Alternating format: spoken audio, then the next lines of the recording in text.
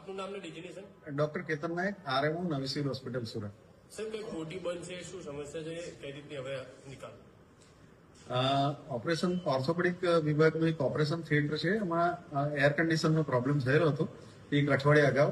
એટલે એને બંધ કરવામાં આવેલું હતું અને એને પીઆઈયુ ઇલેક્ટ્રિકને જાણ કરવામાં આવેલી હતી અને પીઆઈયુ ઇલેક્ટ્રિક દ્વારા એના કંપનીના એન્જિનિયરને બોલાવીને તપાસ કરતા એમાં કોમ્પ્રેસરની ખામી સર્જાયેલી હતી અને કોમ્પ્રેસર નવું નાખવાનું હતું.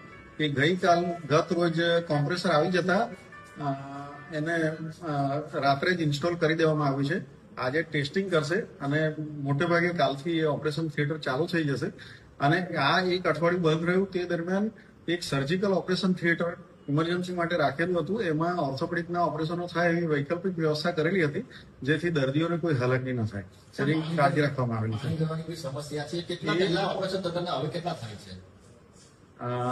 સંખ્યામાં કંઈ ખાસ ફરક નથી પડ્યો. ઇમરજન્સી 24 કલાક ચાલે છે અને એ પણ કરેક્ટ કરવામાં આવ્યું છે. આપનું નામ ને ડેઝિગ્નેશન? ડોક્ટર કેતન નાયક, આરએમઓ નવી સિવિલ હોસ્પિટલ સુરત. સર, કઈ ખોટી બંધ છે, શું સમસ્યા છે, કઈ રીતની હવે નિકાલ?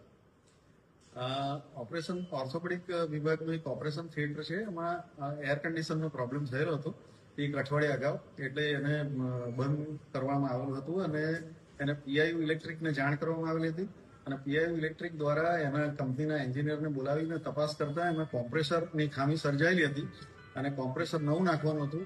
એ ગત રોજ કોમ્પ્રેસર આવી જતા એને રાત્રે જ ઇન્સ્ટોલ કરી દેવામાં આવ્યું છે. આજે ટેસ્ટિંગ કરશે અને મોટે ભાગે કાલથી એ ઓપરેશન થિયેટર ચાલુ થઈ જશે. અને આ એક અઠવાડિયું બંધ રહ્યું તે દરમિયાન એક સર્જિકલ ઓપરેશન થિયેટર ઇમરજન્સી માટે રાખેલું હતું. એમાં ઓર્થોપેડિકના ઓપરેશનો થાય એવી વૈકલ્પિક વ્યવસ્થા કરેલી હતી, જેથી દર્દીઓને કોઈ હાલાકી ન થાય તેની કાળજી રાખવામાં આવેલી છે.